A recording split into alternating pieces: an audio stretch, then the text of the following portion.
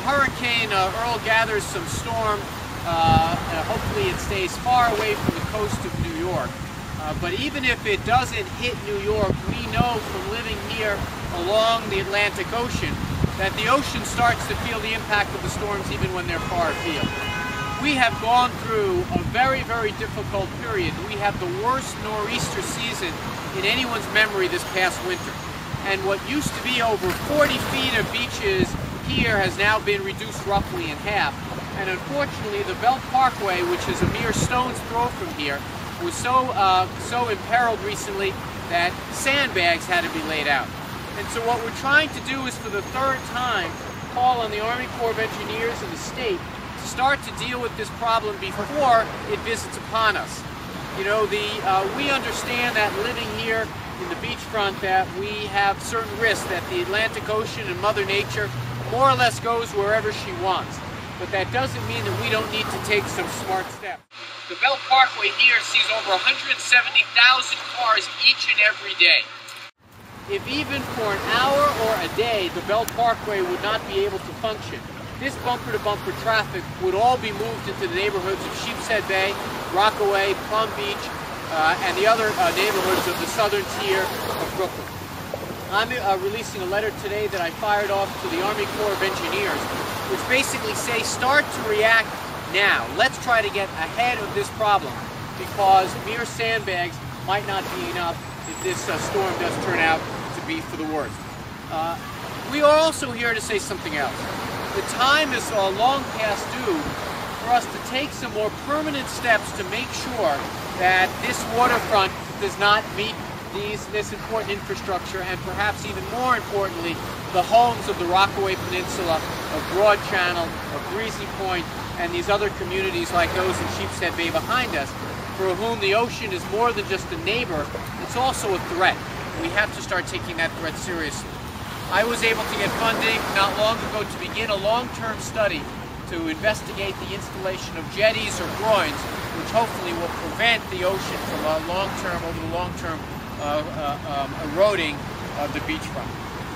Before I introduce the three speakers we have here who are from the community, let's just try to understand and put this in context. The bike path that runs along the Belt Parkway was wiped out last winter. It had to be replaced.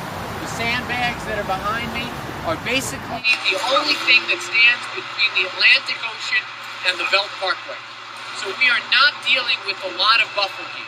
So even if we are able to duck Hurricane Earl, the other hurricanes and the other storms that are to come behind it are going to also pose a threat, and that's what we want the Army Corps to be on lookout. It's an atrocity that this community has a natural resource such as Palm Beach, and to rely on these sandbags that you can see have already started washing in to save the Belt Parkway and the commuters that rely on the Belt Parkway to get where they're going is ridiculous. The city of New York has to step up and has to do the right thing. Congressman Weiner is stepping up, trying to do the right thing. The city, the Army Corps of Engineers must also do it. Thank you.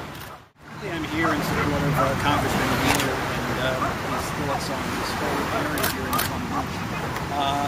If you look around and realize that whatever they've done minimal, and they really need to do a more comprehensive plan as far as developing this. The walkway here is supposed to be a walkway, it's purely just sand, and that shouldn't be. When people are biking along this path, they come across a patch of sand and simply can't go any further.